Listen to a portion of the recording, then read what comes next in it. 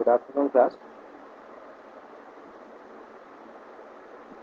Semester 4 के science का chapter 4 जिसकी एक वीडियो पहले हो चुकी है, आज ये उसकी दूसरी वीडियो क्लास है। पहली वीडियो में हमने ये जाना था कि आवेश कैसे उत्पन्न होता है, आवेश उत्पन्न होने की इलेक्ट्रॉनिक थ्योरी क्या है, आवेश के लिए जो कारक है वो मूल कण इलेक्ट्रॉन है, उसके बारे में जाना था। आवेशों के प्रकार के बारे में जाना था कि दो प्रकार के आवेश होते हैं, धनावेश और ऋणावेश, और किस प्रकार उनका ये नाम धनावेश और ऋणावेश हुआ। इस सब के बारे में हम अपनी पहली क्लास में चर्चा कर चुके हैं। आज की इस क्लास में हम इसके आगे के जो प्रकरण हैं, टॉपिक हैं, उनके बारे में पढ़ेंगे। शुरू करते हैं आज की क्लास।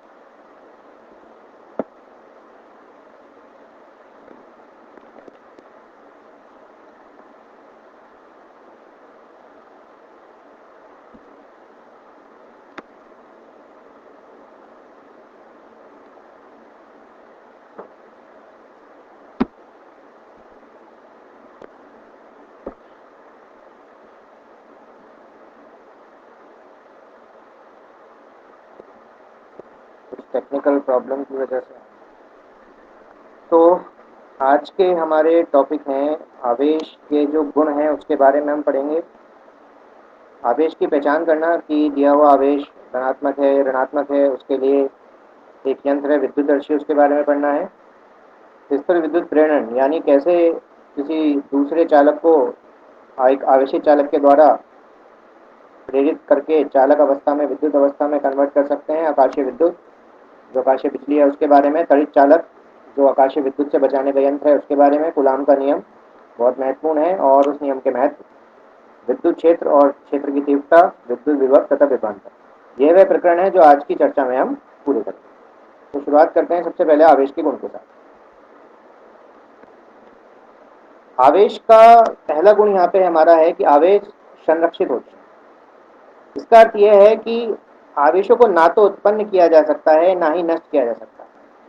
हमारे ब्रह्मांड में और फिजिक्स की जब हम बात करते हैं तो कुछ तत्व, कुछ पदार्थ ऐसे हैं जिनके लिए शब्द आता है कि वो संरक्षित हैं। संरक्षित का मतलब है कि उनका जितना भी टोटल इस ब्रह्मांड में है वो हमेशा फिक्स रहता है, केवल उसका रूप परिवर्तन संभव है। उसको ना तो उत्पन्न कर सकते हैं ना ही नष्ट कर सकते हैं। ऐसे पदार्थों को हम संरक्षित पदार्थ कहते हैं।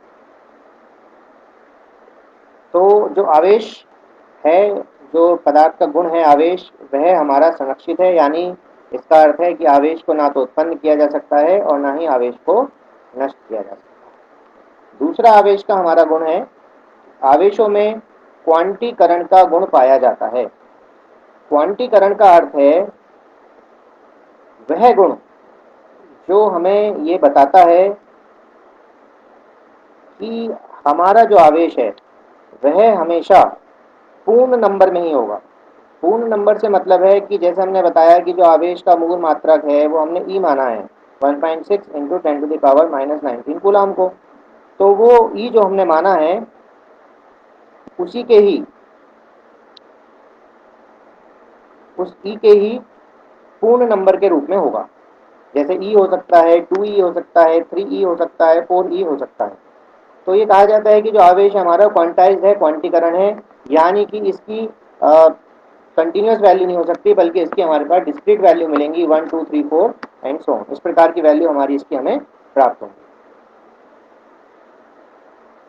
ये आपके सोचने के लिए एक प्रश्न है कि क्या कोई ऐसे कण हैं जिनका आवेश पूर्ण नंबर ना होके 1 2 3 ना होके रेशनल नंबर की फॉर्म में पाया जाता है?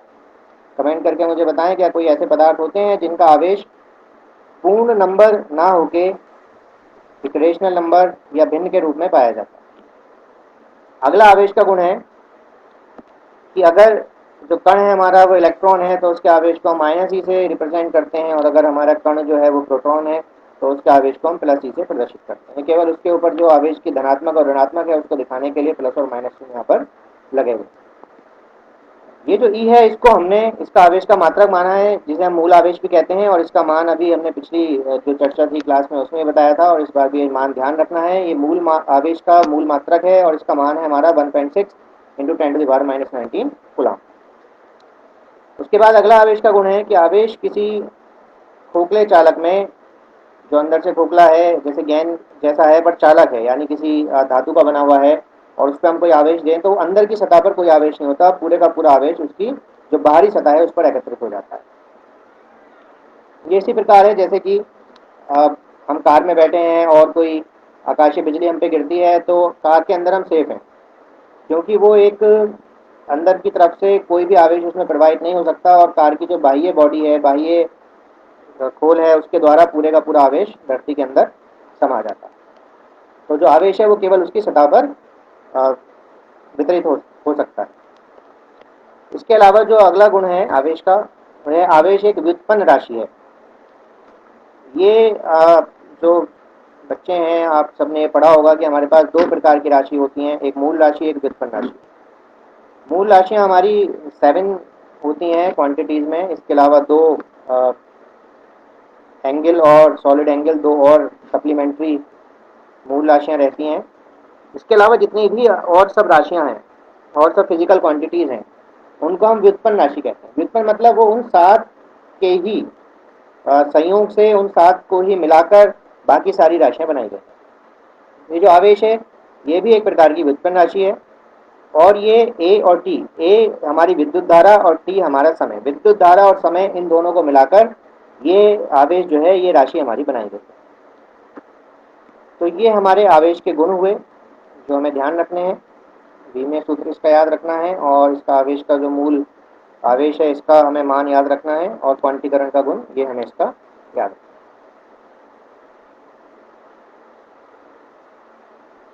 है। नेक्स्ट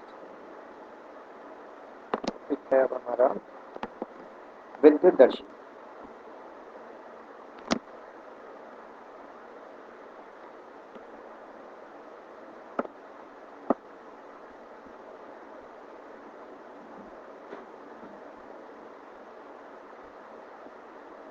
विद्युत दर्शी जो है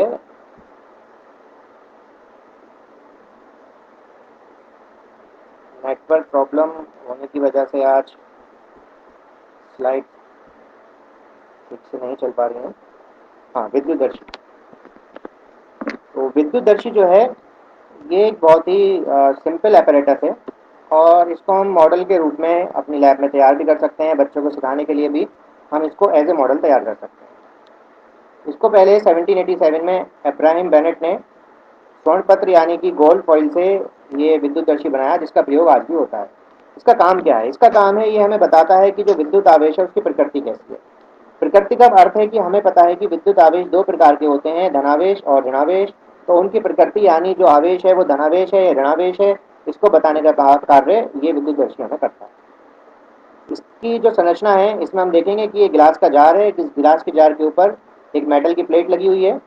ये जो मेटल की प्लेट है इसके नीचे ये एक इंसुलेटिंग सरफेस है, और इसके अंदर से एक कंडक्टिंग वायर के थ्रू लास्ट में जाकर ये दो लीफ टंगी हुई हैं। ये दो लीफ जो है किसी भी मेटल की हम बना सकते हैं। इसमें जैसे जो ये apparatus है इसमें गोल्ड की बनी हुई है, बट गोल्ड की हमारे पास अवेलेबल नहीं है, तो एल्युमिनियम हमारे पास इजीली अवेलेबल होता है, जो फॉइल पेपर है। उस फॉइल पेपर को हम बहुत पतला कट करके उसकी भी हम दो लीफ यहाँ पर लगा सकते हैं। या अगर सिल्वर का भी मिल जाता है हमारे पास, चांदी के वर्क आते हैं, तो उसको भी हम यहाँ पर यूज़ कर सकते हैं, ये लीफ लगा सकते हैं। अब ये वर्क कैसे करता है? जैसे कि अगर पहली क्लास में हमने चर्चा की थी और आप लोगों को ध्यान हो तो मैंने बताया था कि एक इलेक्ट्रोस्टैटिक की एक टेबल है, जिस टेबल से हम जान सकते हैं कि कौन सा पदार्थ रगड़ने पर धनात्मक होता है और कौन सा ऋणात्मक होता है। उस सारणी में जो सबसे ऊपर रहता है वो धनात्मक, और जो सबसे नीचे रहता है वो ऋणात्मक। तो उसमें जो कांच है उसका स्थान कंपेरेटिवली काफ़ी ऊपर है, तो अगर हम उसको किसी भी पदार्थ पर रगड़ते हैं तो कांच हमारा धनावेशित होगा। तो हमने वहाँ से जाना कि हमने अगर कांच को रगड़ा है तो कांच पे हमारा धनावेश आया है, उस धनावेश को हम जो इसकी मेटल प्लेट है उस पर टच करते हैं। जब मेटल प्लेट पे टच करेंगे हम इस धनावेश को, तो मेटल प्लेट पे जो धनावेश है वो मेटल प्लेट के जो विपरीत आवेश है इलेक्ट्रॉन, उसको अपनी तरफ आकर्षित करेगा और प्लेट के ऊपर हमारा नेगेटिव चार्ज आ जाएगा और इस नेगेटिव चार्ज की वजह से जो नीचे हमारी लीफ लगी हुई हैं उन पे नेगेटिव का अपोजिट यानी जो पॉजिटिव चार्ज है वो हमारा जनरेट हो जाएगा। अब क्योंकि दोनों लीफों पे पॉजिटिव चार्ज आएगा और हमें ये पता है कि अगर एक जैसे सजातीय आवेश हैं तो वो प्रतिकर्षण करते हैं और अगर विजातीय आवेश हैं तो वो आकर्षण करते हैं। तो यहाँ पर हमारे क्योंकि दोनों जो लीफ लगी हुई हैं ये इन दोनों पर प्लस प्लस चार्ज आ गया है, सजातीय प्रकार का आवेश है, तो इस कारण ये दोनों लीफ एक दूसरे से दूर हट जाएंगे। जो हमें यहाँ पर ये दृष्टिगोचर हो रहा है, दिखाई दे रहा है कि दोनों लीफ जो हैं गोल्ड की एक दूसरे से दूर दूर हट गई। अब इसके बाद अगर हम फिर से लीफ दूर हैं और हम किसी और वस्तु को आवेशित करते हैं और हम ये जानना चाह रहे हैं कि अब जो हमने वस्तु आवेशित करी है उस पर कैसा चार्ज है, तो अगर हम उसको इसके प्लेट पे टच करते हैं और ये लीफ फिर से और दूर हटती हैं, जिसको हम लगातार ऑब्जर्व कर रहे हैं, तो दूर हटने का मतलब है कि जो हम जिस वस्तु को हमने टच करा है अब इस प्लेट के ऊपर वो धनावेशित है, तो हमने उसकी प्रकृति को जान लिया। अगर लीफ दूर हट रही है तो धनावेशित है। और अगर हमने जो पदार्थ हम किसी भी वस्तु पर रगड़ कर लाए हैं और हम उस पर आवेश जानना चाह रहे हैं कि क्या प्रकृति है, जैसे ही हमने प्लेट पे टच किया और ये दोनों जो लीफ हैं नीचे की तरफ ये एक दूसरे के पास आ जाती हैं, तो इसका मतलब जो वस्तु थी उस पर ऋणावेश है। तो इस प्रकार एक बार इस प्लेट को चार्ज करने के बाद नोन यानी जिस आवेश को हम जानते हैं उस आवेश से चार्ज करने के बाद फिर किसी भी अननोन आवेश के द्वारा हम ये जान सकते हैं कि जो अननोन आवेश है उसकी क्या प्रकृति है, वो धनावेशित है या ऋणावेशित है। तो इस मॉडल को हम इजीली अपनी लैब में जनरेट कर सकते हैं। बच्चों को सिखाने के लिए भी आप इसका प्रयोग कर सकते हैं। इसी क्रम में जो ये अगला हमारा टॉपिक है इसमें जिसके बारे में हमें जानना है वो है स्थिर विद्युत प्रेरण।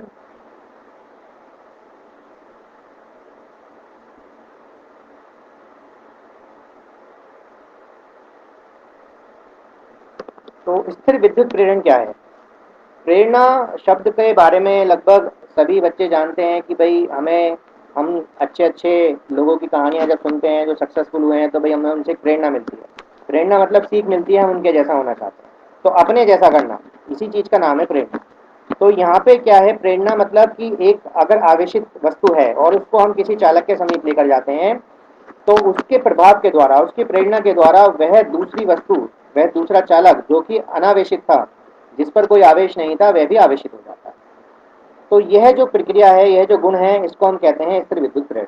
तो जब किसी आवेशित चालक को अनावेशित चालक के पास लाया जाता है तो अनावेशित चालक के पास वाले सिरे पर विजातीय यानी कि जो चार्ज उत्पन्न होगा वह अपोजिट प्रकृति का होगा। यानी जैसे इस चित्र में हम देख रहे हैं कि अगर हम माइनस चार्ज को इस गोले के पास में, ये जो गोला हमारा चालक है इसके पास में लाए हैं, तो ये जो माइनस के पास वाली सतह है इस पर तो हमारा प्लस चार्ज जनरेट होगा और जो इसकी अपोजिट सतह है उस पर हमारा नेगेटिव चार्ज जनरेट होगा। इसका कारण यही है कि माइनस चार्ज आने पर जो प्लस चार्ज है वो इसकी तरफ आकर्षित होगा, वो एक तरफ इकट्ठा हो जाएगा और उसके बाद अ, जो माइनस चार्ज है वो प्रतिकर्षण की वजह से हमारा दूसरी तरफ इकट्ठा हो जाएगा। तो विजातीय आवेश एक तरफ आ जाता है और सजातीय जो आवेश है वो जो चालक है उसके दूसरे सिरे पर उत्पन्न हो जाता है। यह जो क्रिया है इसको हम स्थिर विद्युत प्रेरण कहते हैं। यदि हम इस चालक को अपने हाथ से छुएं तो हमारे हाथ के द्वारा ये जो यहाँ माइनस चार्ज है ये सारे का सारा फ्लो करके हमारे हाथ के थ्रू धरती के अंदर समा जाएगा और ये पूरा जो हमारा गोला है केवल धनावेशित रह जाएगा। और यदि हम इस माइनस वाले चार्ज को हटा लें तो उसके बाद भी कुछ समय के बाद भी इसका चार्ज जो है हमारा वो अपने आप ही खत्म हो जाता है और ये फिर से हमारा गोला अनावेशित हो जाता है जो स्थिर विद्युत प्रेरण के द्वारा आवेशित हुआ था। तो किसी वस्तु को दूर से बिना स्पर्श किए, बिना टच किए उसके समीप लाकर ही आवेशित करना, ये गुण हमारा स्थिर विद्युत प्रेरण कहलाता है। इस स्थिर विद्युत प्रेरण का ही उपयोग जो हम अगला आकाशीय विद्युत पढ़ेंगे उसमें इसी का ही हमारा प्रयोग होता है, स्थिर विद्युत प्रेरण का ही, तो इसलिए इसको जानना जरूरी है। उसके बाद अगला अब हमारा आता है आकाशीय विद्युत। आकाशीय विद्युत हम सभी जानते हैं कि जब मौसम खराब रहता है, बादल की गड़गड़ाहट हमने अक्सर आसमान में देखी है, तो कड़क के साथ आसमान से जो गिरने वाली बिजली है उसको हम आकाशीय विद्युत या तड़ित कहते हैं। ये जो तड़ित है ये बादलों के आपस में टकराने से, उनके आवेशित होने से उत्पन्न होती है। बादलों में जब बादल आपस में एक दूसरे से टकराते हैं तो घर्षण, और घर्षण के कारण ही हमने जो पहली चर्चा में जाना कि भाई जब भी कोई वस्तु आवेशित है तो आवेशित होने का मूल कारण है घर्षण। तो घर्षण के कारण जो है आवेश उत्पन्न होता है और बादलों में आवेश का एक डिस्ट्रीब्यूशन होता है, और वो डिस्ट्रीब्यूशन इस प्रकार का है कि जो बादलों के निम्न स्तर हैं, जो नीचे का स्तर है बादलों पे, उनका ऋणावेश उत्पन्न रहता है, और जो बादलों के ऊपर का स्तर है उन पे धनावेश उत्पन्न होता है। अब बादलों के नीचे के स्तर पर ऋणावेश होने के कारण, अभी जैसे हमने स्थिर विद्युत प्रेरण में देखा, ये किसी अन्य चालक वस्तु को जो इसका विजातीय आवेश होगा उसको उत्पन्न कराएगा। तो बादलों के नीचे जो हमारी पृथ्वी की सतह है, तो बादलों के नीचे की सतह पर हमने जाना कि ऋणावेश था, तो इस कारण उसका विजातीय यानी प्लस धनावेश, वह धनावेश हमारी धरती पर उत्पन्न हो जाता है स्थिर विद्युत प्रेरण के द्वारा। और जैसे ही ये आवेश बढ़ता जाता है, एक लिमिटिंग रेंज में पहुंचता है जिसके ज़्यादा ऊपर इसी आवेश नहीं बढ़ पाता, और एक डिस्चार्ज हमारा वहाँ पे हमें शो होता है बिजली के रूप में। ये डिस्चार्ज बहुत ही कम समय में, सेकंड्स के समय में, और बहुत ही अधिक ऊर्जा के द्वारा, कई हजार वोल्ट की ऊर्जा के द्वारा ये जो डिस्चार्ज है वो हमारी धरती तक पहुंचता है, जिसको हम आकाशीय विद्युत या तड़ित कहते हैं। तो जैसे जैसे ये बादलों के निम्न स्तर पर ऋणात्मक आवेश बढ़ता है और बादल हमारे मूव करना शुरू करते हैं, तो उनके मूवमेंट के साथ साथ ही जो धरती के सिरे पर हमारा प्लस यानी धनात्मक चार्ज उत्पन्न हुआ है वह भी मूव करना शुरू कर देता है, और जैसे ही उसके रास्ते में कोई बिल्डिंग पड़ती है या कोई चालक पड़ता है, पेड़ पड़ते हैं, वो सारे का सारा आवेश उन पर चढ़ता चला जाता है। और जैसे ही ये दूरी कम होती है, इसलिए कहते हैं कि भाई आकाशीय बिजली जो है जो ऊंचे स्थान है उन पर जल्दी गिरती है, क्योंकि वो आवेश जो है धरती वाला आवेश वो ऊपर होते होते उस बिल्डिंग के ऊपर तक पहुंच जाता है, और दूरी कम होने के कारण इजिली उनके बीच में जो है डिस्चार्ज संभव हो पाता है। तो ये तड़ित या आकाशीय बिजली जो है ये वायुमंडल से डिस्चार्ज के द्वारा स्थानांतरित होती है, और जो इसमें कड़कड़ाहट जो आवाज़ उत्पन्न है उसको हम तड़ित कहते हैं। और देखिए कितना बड़ा आंकड़ा है ये कि संसार में प्रतिवर्ष लगभग 1,60,00,000 बिजलियाँ ऐसे बिजली के झटके पैदा होते हैं, और हम सभी इनकी भयावह स्थिति को जानते हैं कि हर साल कितने ही लोग इस तड़ित के द्वारा मारे जाते हैं। तो इस तड़ित से बचने के उपाय क्या हैं और कैसे हम अपने घर को इस तड़ित के द्वारा बचा सकते हैं? तो इसके लिए जो उपाय है वो सबसे पहले वैज्ञानिक रहे बेंजामिन फ्रैंकलिन, जिनके बारे में चर्चा हमने पिछली क्लास में की है। तो बेंजामिन फ्रैंकलिन ने इसका उपाय बताया है कि किस प्रकार हम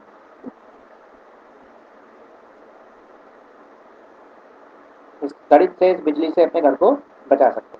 तो उसको बचाने का जो उपाय है वह हमारा तड़ित चालक है।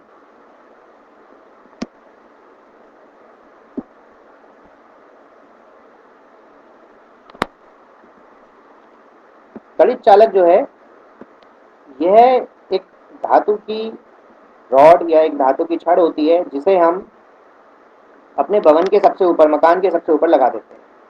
उसके बाद इसका जो मकान का निचला सिरा है उसमें से एक कॉपर की वायर के द्वारा जो जमीन का हिस्सा है बिल्कुल मकान के नीचे तक उसको लेकर जाते हैं, और मकान के नीचे मिट्टी में गड्ढे में ले जाकर उसको छोड़ देते हैं, और वहाँ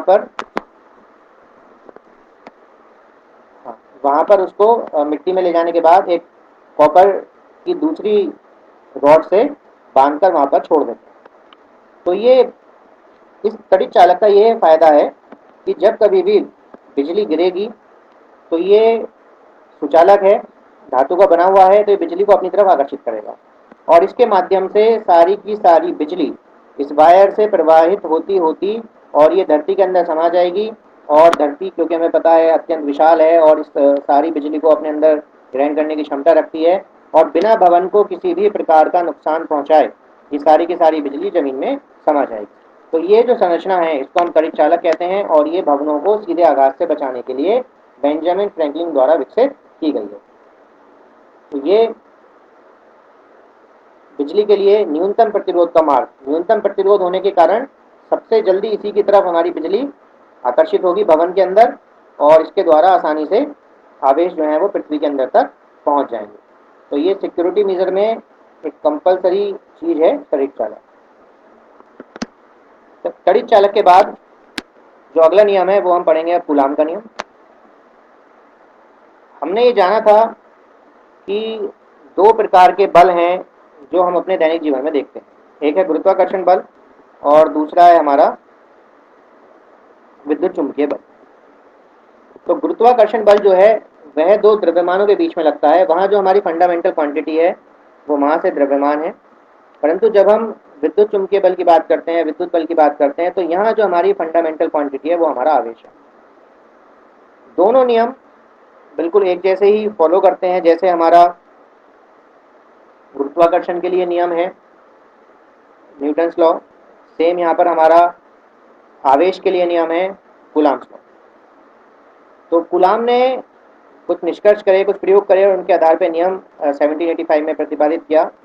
उन्होंने ये बताया कि अगर दो बिंदु आवेश हैं तो उनके बीच लगने वाला जो स्थिर विद्युत बल है, जो फोर्स उनके बीच लगेगी, दोनों समान एक जैसे आवेश भी हो सकते हैं, दोनों विपरीत आवेश भी हो सकते हैं। तो किसी भी स्थिति में उनके बीच लगने वाला जो बल है वह उन दोनों आवेशों के गुणनफल के समानुपाती होता है और उन आवेशों के बीच की दूरी के वर्ग के व्युत्क्रमानुपाती होता है।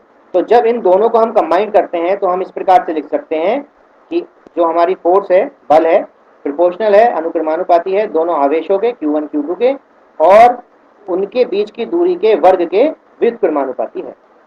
यहाँ पे Q1 और Q2 जो है ये हमारे दो आवेश हैं और R जो है ये इन दोनों आवेशों के बीच की दूरी है। जब यहाँ पर हम ये समानुपात का चिन्ह हटाते हैं तो एक कांस्टेंट आ जाता है जिसको हम K से रिप्रेजेंट करते हैं। तो यहाँ पर हमारा फार्मूला आता है F equal to K Q1 Q2 upon R square newton. यदि ये दोनों आवेश जो है निर्वात में रखे हुए हैं तो निर्वात के लिए जो ये K की वैल्यू है, डायरेक्ट कांस्टेंट यहाँ पे ये रहता है, इसकी वैल्यू हमारी 1 हो जाती है। और अन्य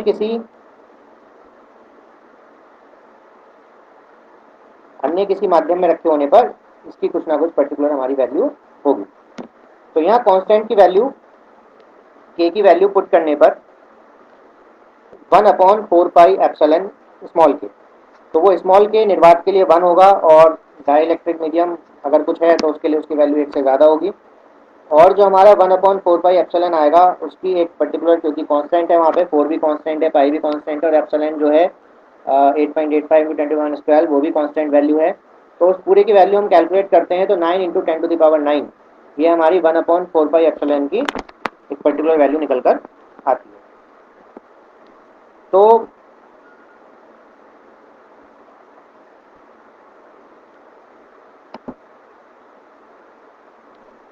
ये अगली स्लाइड में हम देखते हैं इसको।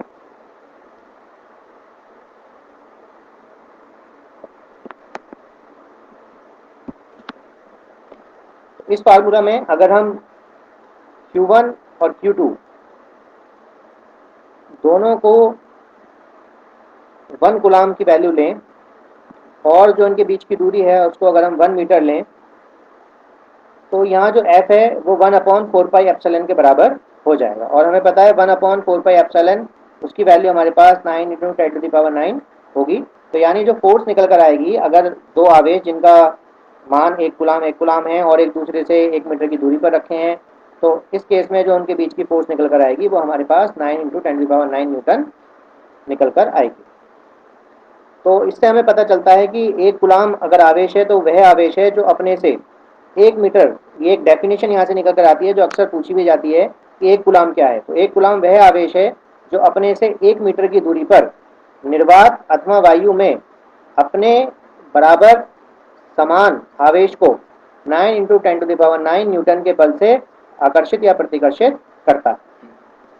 तो ये 1 कूलाम की परिभाषा, जब भी हम किसी यूनिट वैल्यू की परिभाषा निकालेंगे तो उसमें जो वैल्यू है उनको हम यूनिट में रखते चले जाएं, सिंगल वैल्यू रखते चले जाएं, तो वहाँ से हमारी परिभाषा निकल कर आ सकती है। यहाँ पे हमें पता है Q1 और Q2 को हम 1 कूलाम रखेंगे, R को 1 मीटर रखेंगे, तो 1 कूलाम आवेश वह हो गया जो दूसरे आवेश को अपनी तरफ प्रतिकर्षित करता है। और किस वैल्यू से प्रतिकर्षित करता है, तो वो फोर्स हमारे पास यहाँ पे निकल कर आ जाती है 9 × 10⁻⁹। तो कूलाम जो है ये आवेश का एक काफ़ी बड़ा मात्रक है। जो प्रैक्टिकल पर्पज़ होते हैं उसमें हम इतने बड़े मात्रक का प्रयोग नहीं करते हैं। तो प्रैक्टिकल पर्पज़ में हम जो प्रयोग करते हैं वो माइक्रो कूलाम का प्रयोग करते हैं। और 1 माइक्रो कूलाम जो है वो हमारा 10⁻⁻6 कूलाम के बराबर होता है। तो कूलाम काफ़ी बड़ा आवेश होने के कारण इसके हम छोटे आवेश का प्रयोग करते हैं। ये जो कूलाम है ये ऐसा यूनिट में है, यूनिट सिस्टम 12th में, 11th में साइंस में पढ़ा होगा, 10th में भी पढ़ा होगा यूनिट सिस्टम हमारे पास क्या रहते हैं। तो ये जो कूलाम आवेश है ऐसा ही सिस्टम में है। कमेंट बॉक्स में मुझे बताएं कि CGA सिस्टम में जो आवेश है उसका क्या मात्रक है। SI सिस्टम में कूलाम है, CGA सिस्टम में क्या मात्रक है। कूलाम के नियम का महत्व, क्यों हम इसको स्टडी कर रहे हैं, इसका क्या महत्व है। तो कूलाम का नियम एक तो जितनी भी, चाहे दो आवेशों के बीच की कुछ भी दूरी है, उन सभी दूरियों के लिए मान्य है। चाहे ये दूरी नाभि के स्तर की है और चाहे ये दूरी उससे बहुत अधिक, कई हजार किलोमीटर की है, उससे भी ज्यादा स्तर की है, तो सभी दूरियों के लिए ये नियम मान्य है। दूसरा हमने देखा है कि नाभि के दूरी के लिए जो परमाणु हैं उनके मिलने से अणु बनते हैं, तो वो उनमें जो आकर्षण लगता है विजातीय आवेशों के बीच और प्रतिकर्षण लगता है सजातीय आवेशों के बीच, तो उनकी जो व्याख्या है, उनके अंदर लगने वाले जो बल की व्याख्या है, वो इस कूलाम के नियम के द्वारा की जाती है और इसी व्याख्या के द्वारा परमाणुओं से अणु बनने की जो हमारी थ्योरी है वो इसी नियम के द्वारा दी जाती है। इसी प्रकार अणु आपस में मिलकर द्रव या ठोस बनाते हैं, तो उनकी जो रचना है उसका जो नियम है वो भी हमारा कूलाम के नियम के द्वारा ही दिया जाता है। दैनिक जीवन में अनुभव होने वाले अधिकांश बल, श्यान बल, पृष्ठ तनाव, सरफेस टेंशन है, घर्षण बल है, ये सभी हमारे वैद्युत बल की ही प्रकृति के होते हैं, वैद्युत बल से ही ये बने होते हैं। और अतः इन सबके लिए भी हमारा कूलाम का नियम महत्वपूर्ण है, उसी के द्वारा लगने वाले बल के द्वारा हम इनको डिफाइन कर सकते हैं। और सबसे आवश्यक जो है अगला पॉइंट हमारा, कि जो परमाणु क्रमांक 82 से ज्यादा वाले नाभिक हैं वो अस्थायी होते हैं। हम जानते हैं कि रेडियो एक्टिव होते हैं, वो विखंडित होते रहते हैं, उनका नाभिक अस्थायी है। उसका कारण भी हमारा कूलाम नियम ही बताता है कि जो 82 से ज्यादा वाले हैं उनके अंदर प्रोटॉनों की संख्या नाभिक में अत्यधिक ज्यादा हो जाती है, और इतनी ज्यादा संख्या होने के कारण जो उनके अंदर लगने वाला नाभिकीय बल है, जो आकर्षित प्रवृत्ति का होता है, वह उस प्रतिकर्षित प्रवृत्ति के कूलाम बल को सेटिस्फाई नहीं कर पाता है, और इस कारण वह नाभिक जो है हमारा विखंडित होना शुरू हो जाता है। तो कूलाम के नियम के द्वारा ही हमारी व्याख्या है कि क्यों 82 परमाणु क्रमांक से ज्यादा वाले जो नाभिक हैं वह अस्थायी हैं और वो रेडियो एक्टिव होते हैं। तो ये इसका कारण भी है, कूलाम बल का नाभिकीय बल से ज्यादा होना। तो कूलाम नियम हमारे लिए अत्यंत महत्वपूर्ण है। इसके बाद हमारा है विद्युत क्षेत्र तथा विद्युत क्षेत्र की तीव्रता। हमें पता है कि जब हम किसी आवेश को रखते हैं तो वह आवेश चाहे धनावेश है ऋणावेश है, उसका अपना एक क्षेत्र होता है, अपनी एक सीमा होती है, जिस सीमा तक वो किसी अन्य आवेश को प्रभावित करेगा, तो वह जो सीमा है वह उसका विद्युत क्षेत्र कहलाता है। तो ये विद्युत क्षेत्र क्या है, किसी भी आवेश के चारों ओर का वह क्षेत्र जिसमें कोई दूसरा आवेश आकर्षण का अनुभव करेगा या प्रतिकर्षण। हमें पता है दो ही कैटेगरी हैं, अगर सजातीय आवेश हैं तो प्रतिकर्षण होगा, और विजातीय आवेश हैं अलग अलग हैं तो आकर्षण होगा। तो यह जो क्षेत्र होता है इसको हम कहते हैं वैद्युत क्षेत्र। अब इसकी तीव्रता को हम कैसे डिफाइन करेंगे? तीव्रता को डिफाइन करने के लिए अगर हम एक परीक्षण आवेश जो है इसको हम हमेशा प्रैक्टिकल पर्पज में अपना एक धनावेश लेते हैं, बहुत छोटी वैल्यू का एक धनावेश जिसको हम Q0 से रिप्रेजेंट करते हैं। तो एक परीक्षण आवेश पर जितना बल लगेगा, तो उस बल और इस परीक्षण आवेश के अनुपात को हम किसी भी बिंदु पर निकालते हैं, तो उस बिंदु पर वैद्युत क्षेत्र की तीव्रता प्रदर्शित करते हैं। तो किसी भी बिंदु पर अगर हम विद्युत क्षेत्र की तीव्रता यानी कितनी इंटेंसिटी है उस पर्टिकुलर पॉइंट पर उसको निकालना चाहते हैं, तो उस पर्टिकुलर पॉइंट पर एक हम परीक्षण आवेश लेकर जाएंगे, उस पर लगने वाला बल और उस परीक्षण आवेश के मान का अनुपात निकालेंगे, तो E इक्वल टू F/Q0। ये जो वैल्यू निकल कर आएगी ये हमें उस बिंदु पर तीव्रता को प्रदर्शित करती है। इसका मान हमारा, इसका जो मात्रक है वो हमारा न्यूटन पर कूलाम होता है। जहाँ पे F हमारा फोर्स है तो फोर्स का मात्रक न्यूटन हो गया, और Q हमारा चार्ज है, चार्ज का मात्रक हमारा कूलाम। तो जो विद्युत क्षेत्र की तीव्रता है इसका मात्रक हमारा न्यूटन प्रति कूलाम रहता है। इसके बाद हमारा विद्युत विभव। विद्युत, ये जो इससे पहले वाला था विद्युत क्षेत्र की तीव्रता, ये हमारी एक वेक्टर क्वांटिटी है। वेक्टर क्वांटिटी होने के कारण इसकी एक पर्टिकुलर डायरेक्शन होगी और डायरेक्शन के अकॉर्डिंग हम इसको फाइंड आउट करेंगे। डायरेक्शन के साथ साथ एक दूसरी भी क्वांटिटी है जो हमें वहाँ पे एक बल के अनुभव को बताती है। तो वो जो हमारी दूसरी क्वांटिटी है जो किसी वैद्युत क्षेत्र में बल के अनुभव को बताती है, वो हमारी स्केलर क्वांटिटी है, और वो स्केलर क्वांटिटी हमारी होती है विद्युत विभव। तो विद्युत विभव जो है ये एक अदिश राशि यानी एक स्केलर क्वांटिटी है। ये हमें बताती है कि एक आवेश है उसका अपना एक वैद्युत क्षेत्र है, इसमें हम अनंत से या पृथ्वी को हम अनंत या जिसका विद्युत विभव 0 है वो मान लेते हैं। हम किसी भी आवेश के क्षेत्र में एक एकांक यानी एक सिंगल यूनिट का परीक्षण आवेश लेकर आते हैं, तो उसको लेकर आने में हमें कुछ ना कुछ फोर्स लगानी पड़ेगी, और हमें पता है कि जब हम फोर्स लगा रहे हैं तो कुछ ना कुछ वर्क होगा, कुछ ना कुछ कार्य होगा। तो जितना कार्य हमें करना पड़ता है वह कार्य हमारा उस बिंदु पर विद्युत विभव को बताता है।